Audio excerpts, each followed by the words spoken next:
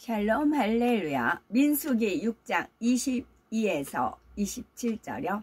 여호와께서 모세에게 말씀하여 이르시되 아론과 그의 아들들에게 말하여 이르기를 너희는 이스라엘 자손을 위하여 이렇게 축복하여 이르되 여호와는 네게 복을 주시고 너를 지키시기를 원하며 여호와는 그의 얼굴을 네게 비추사 은혜 베푸시기를 원하며 여호와는 그 얼굴을 네게로 향하여 드사 평강 주시기를 원하노라 할지니라 하라. 그들은 이같이 내 이름으로 이스라엘 자손에게 축복할지니 내가 그들에게 복을 주리라. 아멘. 응답과 축복의 하나님. 세 번째, 응답을 막고 있는 근본 문제를 발견하는 방법입니다. 첫 번째로 혹시 살인하고 있지 않으십니까? 라는 질문을 하였지요. 이를 통해서 내가 하나님의 자녀임에도 살인할 마음이 있지 않은지 점검해 보아야 되는 것이지요. 육의 생명을 해치는 살인도 살인이지만 영적으로는 누군가를 미워하는 것도 살인입니다. 이 살인하는 마음만 버려도 많은 담이 헐리지요. 그동안의 미움에서 파생된 시기, 질투, 판단, 정죄, 혈기 다툼으로 쌓았던 담도 함께 헐리기 때문입니다. 마치 굵은 뿌리를 뽑으면 그것에 딸린 잔뿌리들도 함께 뽑히는 것과 같습니다. 살인하는 마음이 없어지면 온유한 사람, 화평하게 하는 사람, 섬기는 사람이 되어 하나님께서 기뻐하시는 사람이 됩니다. 그러니 응답받지 못하던 많은 기도 제목을 응답받을 수가 있지요. 그러면 근본 문제를 발견할 수 있도록 질문을 드립니다. 첫째는 혹여 배우자 이외에 이성을 볼 때 간음의 마음이나 음욕이 일어나지는 않는지요. 사랑하는 아내 혹은 남편이 있는데 왜 다른 이성을 보고 이런 마음을 품어야 하는 걸까요? 아직 미혼인 경우도 내가 사랑하는 대상도 결혼할 상대도 아닌데 그를 보고 정욕이 인다면 이후에 결혼할 상대에게 얼마나 미안한 일입니까? 출애굽기 20장 14절에 간음하지 말지니라 말씀했습니다. 이는 10계명 중에 7번째 계명이지요. 데살로니가 4장 3절에서 5절에 하나님의 뜻은 이것이니 너의 거룩함이라 곧 음란을 버리고 각각 거룩함과 존귀함으로 자기 안에 취할 줄을 알고 하나님을 모르는 이방인과 같이 세욕을 쫓지 말라 했습니다. 이처럼 하나님께서는 자녀들에게 거룩함을 거듭 강조하십니다. 그러니 간음, 음욕 이런 정욕을 다 벗고 거룩한 하나님의 자녀가 되어야 하지요. 하나님께서는 이런 죄의 속성을 행위로 나타내지 않는다 해도 이런 것을 마음에 품는 것조차 싫어하십니다. 마태복음 5장 28절에 나는 너에게 이르노니 여자를 보고 음욕을 품는 자마다 마음에 이미 간음하였느니라 말씀했지요.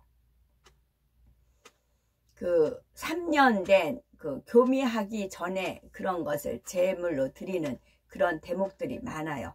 교미하지 않는 그런 대목들이 많아요.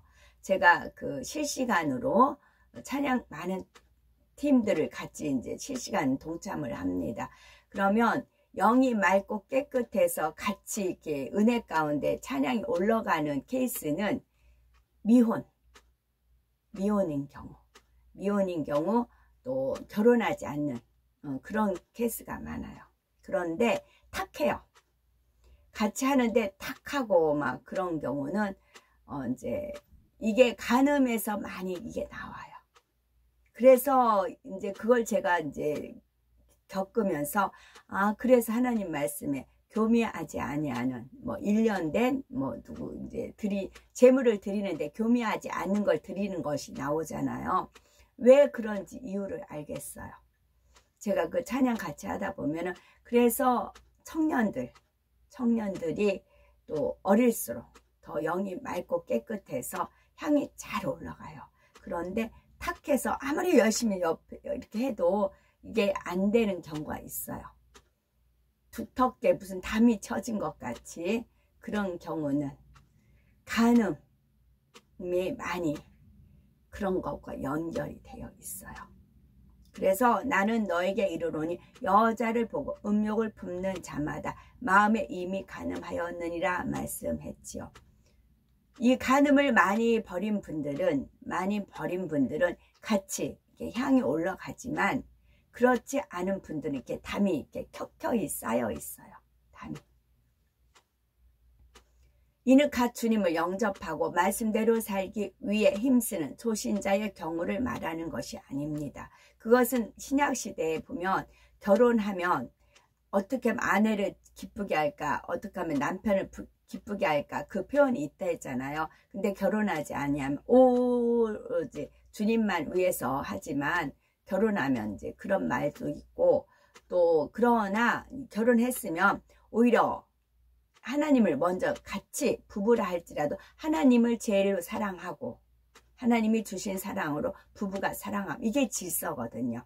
이 질서를 지키면 되는데 이 질서가 깨졌을 때는 그렇게 되지요. 결혼도 축복이죠. 축복입니다. 축복이에요. 대신에 하나님을 먼저 사랑하고 그 다음에 서로가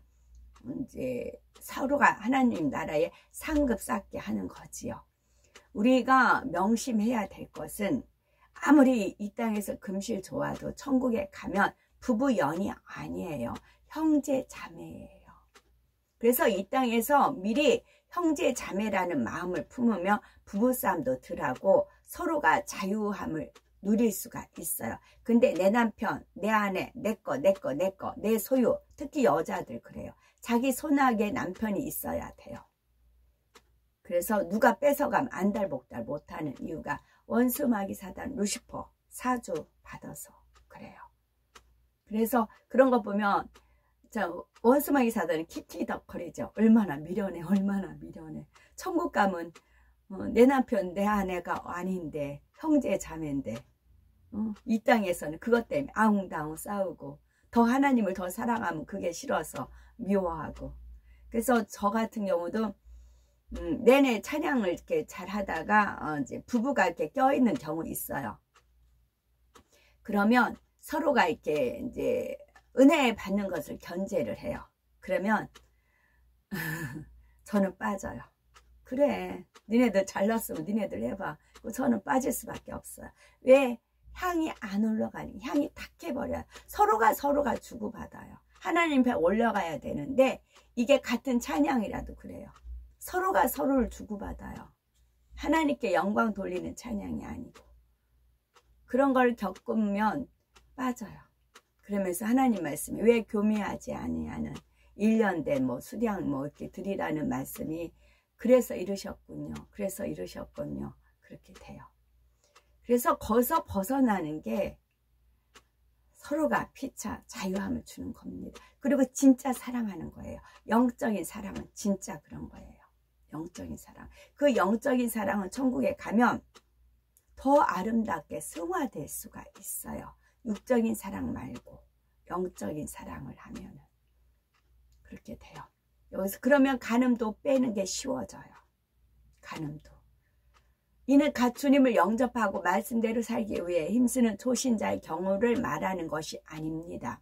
말씀을 많이 들어서 하나님의 자녀가 이런 마음을 품는 것이 얼마나 합당치 않은 줄을 알고 신앙의 연륜, 직분과 사명도 있습니다. 믿음이 있다 하고 하나님을 사랑한다고 고백하지요. 그러면서도 여전히 이런 정욕된 마음을 버리지 않는 경우를 말하는 것입니다.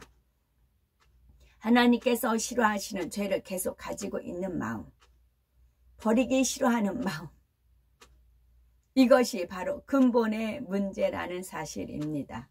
하나님께서 싫어하시는 죄를 계속 가지고 있는 마음, 정과 욕심을 십자가에 못 박지 않는 마음 버려보세요. 그러면 부부지간에도 자유롭고, 어떻게 하면 서로가 상급받게 해주고, 어떻게 하면 서로가 하나님께 영광 돌릴 수 있는 삶을 살 수 있는가, 그런다고요. 또 버리기 싫어하는 마음, 이것이 바로 근본의 문제입니다. 그것을 벗어나지 못하는 것은 원수마귀 사단 루시퍼의 작동 때문에 그래요. 특히 여자들을 통해서 역사하지요. 이런 마음을 변화시키지 않으면 담이 쌓이고 시간이 지날수록 담이 더 높아져 응답을 가로막습니다. 이런 마음을 변화시키지 않으면 담이 쌓이고 시간이 지날수록 담이 더 높아져 응답을 받습니다. 물론 세상에 많은 사람은 어떻게 생각으로 오는 것까지 물리칠 수 있느냐라고 말하기도 합니다. 심지어 자기 남편, 아내 한 사람밖에 모르면 고리타분하다, 어리석다 말하는 이들도 있지요. 디모데후서 3장 4절에 쾌락을 사랑하기를 하나님 사랑하는 것보다 더하며 라고 한 대로 많은 사람이 쾌락을 쫓아 정욕을 위해 살아갑니다. 점점 사람의 형상을 잃어가지요. 우리 눈에 보이고 들리는 세상 문화 자체가 정욕적이고 퇴폐적이니 유혹의 요소도 많은 거죠. 그러나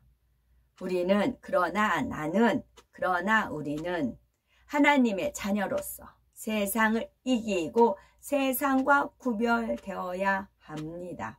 마음에 떠오르는 비진리의 생각까지 벗어버려야 하지요. 정욕을 제어하지 못해서 하나님의 뜻을 거스르고 사랑하는 아내, 남편과의 신의를 저버린다면 얼마나 안타까운 일입니까?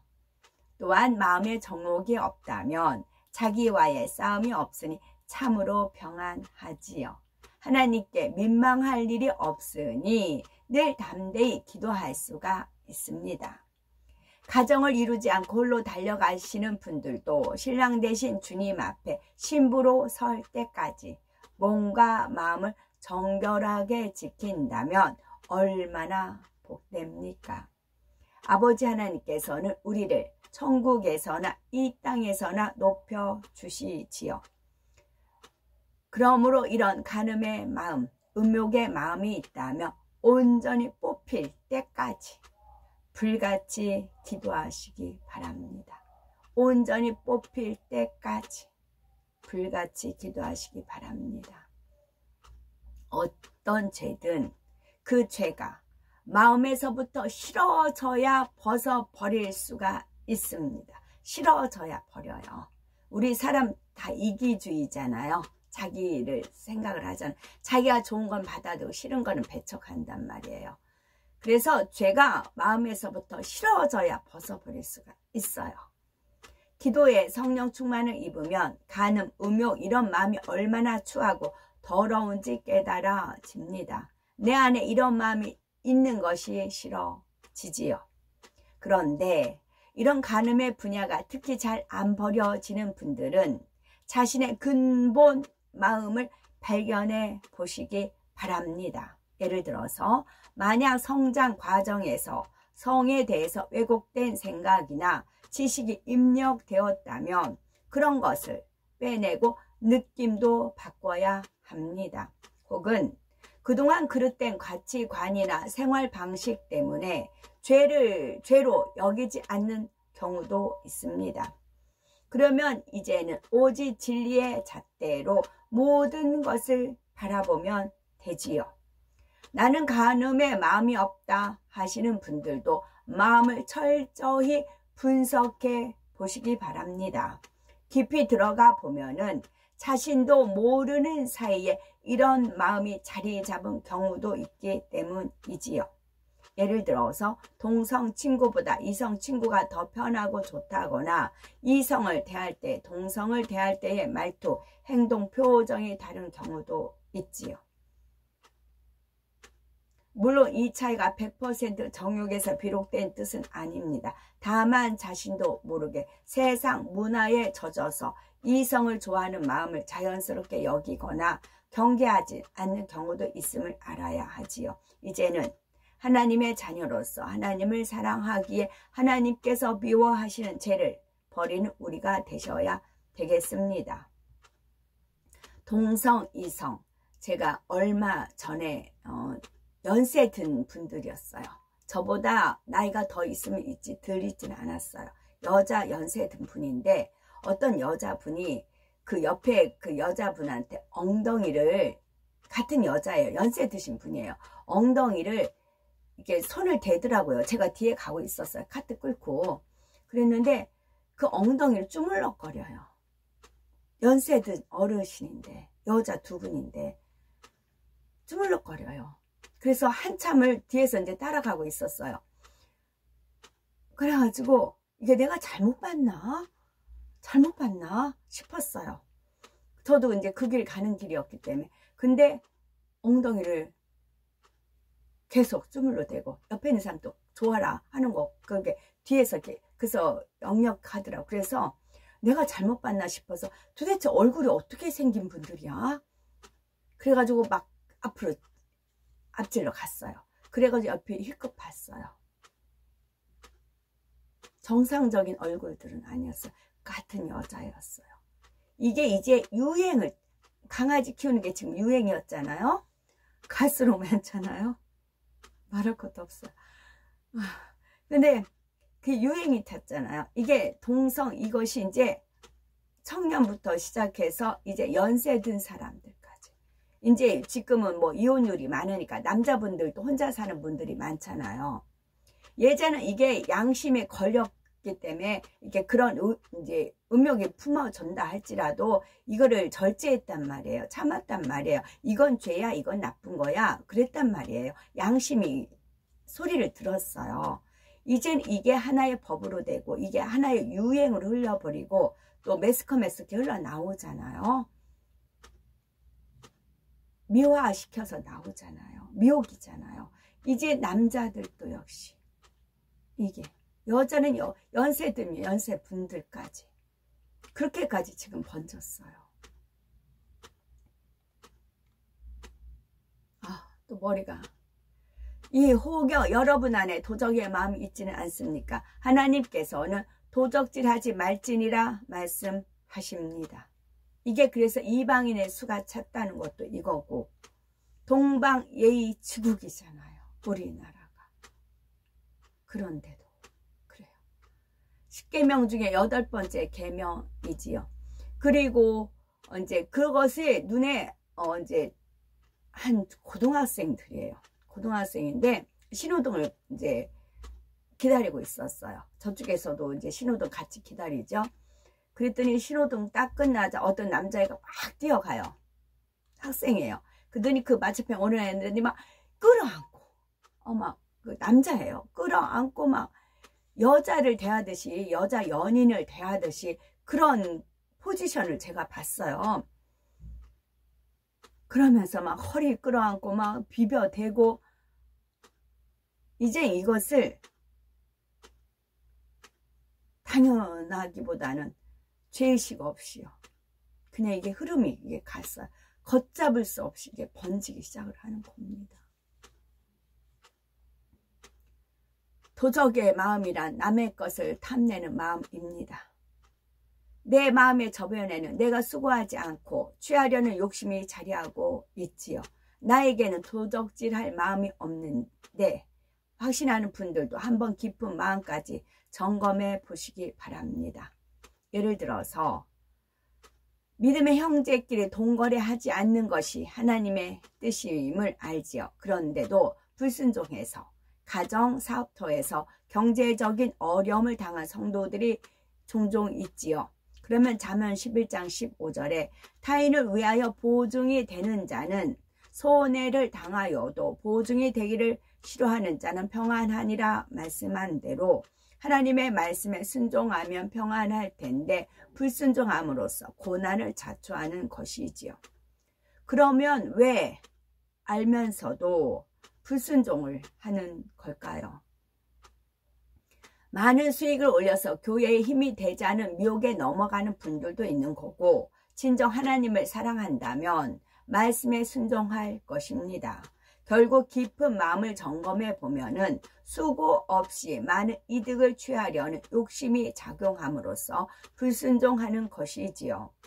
처음에는 교회에 힘이 되고자 하는 마음이 진실했다 해도 이익 앞에서는 그 마음이 변질하는 것입니다. 또한 사업을 하는 경우도 축복을 받으려면 반드시 정도를 걸어야 함을 말씀하지요. 법을 어기고 불의를 행하면서 어떻게 하나님께 축복을 구할 수가 있겠습니까? 이런 마음 또한 도적의 마음입니다. 일상생활에서 일어나는 아주 작은 일이라도 간과하지 않은 우리가 되시기 바라고, 볼펜 한 자루, 종이 한 장도 아무리 작은 물건이라도 허락 없이 남의 것을 취하면 양심의 가책을 느끼는 것이 당연합니다. 그런데 마음의 감각이 없다면 그 자체가 바로 도적의 마음이지요. 더구나 하나님의 것을 함부로 취하는 마음은 하나님의 것을 도적질하는 대도적의 마음입니다. 이제 이런 마음의 뿌리를 찾아서 남김없이 온전히 뽑아내시기 바랍니다. 그러면 아무리 물질적인 어려운 환경에 처해도 어떤 미혹을 받아도 결코 불의한 행동이 나오지 않습니다. 참 믿음과 신뢰를 찾아보기 어려운 이때, 참 믿음과 신뢰를 찾아보기 어려운 이때, 하나님께서 모든 것을 믿고 맡기실 수 있는 선한 청지기가 되시기 바랍니다. 참 믿음과 신뢰가 찾아보기 어려운 이때, 하나님께서 모든 것을 믿고 맡기실 수 있는 선한 청지기가 되시기 바랍니다. 이런 살인, 간음, 도적의 마음만 벗어도 참으로 많은 담이 걸립니다. 담대히 하나님 사랑합니다 고백할 수가 있고, 응답해 주세요 기도하면 기꺼이 응답해 주시지요. 그러나 여전히 이런 비진리의 마음을 갖고 있으면 미혹이 올 때 큰 죄로 나올 수가 있기 때문에 하나님께서 안심하실 수가 없습니다. 이제는 오랜 죄악의 담들을 다 헐고 마음에 아버지 하나님의 사랑으로 가득 채우시기 바랍니다. 창세기 35장에 보면은 하나님께서 야곱에게 베델로 올라가서 단을 쌓으라 명하시지요. 베델은 야곱이 형 에서를 피해서 달아날 때 돌을 베고 자다가 꿈에 하나님을 뵌 곳입니다. 그때 하나님께서는 야곱과 첫 언약을 세우셨지요. 야곱에게 이 땅 곧 가나안 땅을 주시고 티끌같이 많은 자손을 주시리라 약속하십니다. 야곱은 베개 삼았던 돌을 기둥으로 세워서 기름을 붓고 하나님 앞에 서원을 하지요. 평안히 자신이 아비 집으로 돌아오기까지 하나님께서 함께 하시면 이 돌이 하나님의 전이 될 것이라고 고백했습니다. 야곱은 하나님의 명에 따라 또 자신의 서원을 이행하기 위해서 베델로 갑니다. 이제는 혈혈 단신이 아니라 밧단 아람에서 생긴 가족을 비롯하여 많은 사람과 함께 가지요. 이때 출발하기 앞서서 야곱은 함께한 모든 사람에게 한 가지를 명합니다. 창세기 35장 2절에 보니 너희 중에 이방 신상을 버리고 자신을 정결케 하고 의복을 바꾸라 하지요. 그들은 순종했고 야곱에게 이방 신상과 귀고리를 내어줍니다. 야곱은 이것들을 세겜 근처 상수리 나무 아래에 묻습니다. 이렇게 정결 의식을 행하자 하나님께서는 야곱 일행이 베델까지 형통하게 가서 하나님의 명을 이행하도록 지켜주십니다. 베델에 도착해서 야곱이 단을 쌓자 하나님께서 다시 야곱에게 나타나시지요. 그리고 처음 베델에서 주신 모든 언약을 상기시키시고 다시 한번 굳게 언약하십니다. 이제 우리도 정결 의식을 행하고 곧 근본의 문제를 해결하고 거룩한 마음의 성전을 이루어서 더 아름다운 예배를 드릴 때입니다. 단순히 개인적인 축복만 주시려는 것이 아니고 모든 사역을 창대하게 이룬 후에 영광의 새 예루살렘에 가도록 새 예루살렘을 얻도록 우리를 부르셨지요. 그런데 혹여 더디 변화하는 자기 모습에 낙심하여 이 언약을 잊지는 않으셨는지요. 우리는 이번 기회에 하나님께서 기뻐하시지 않는 것들을 상수리 나무 아래에 미련 없이 묻어 보십시오.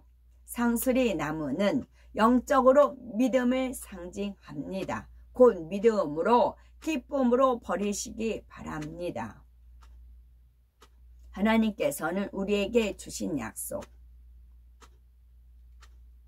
우리가 돌로 베고 자던 야곱과 같은 모습일 때 우리를 만나 주시고 오늘까지 인도하신 아버지 하나님, 우리와의 언약을 절대 잊지 않으시는 아버지 하나님, 이런 신실하신 아버지 하나님의 사랑을 굳게 믿음으로 새 예루살렘에 이르는 아름답고 복된 우리 모두가 되어야 되겠습니다. 아멘.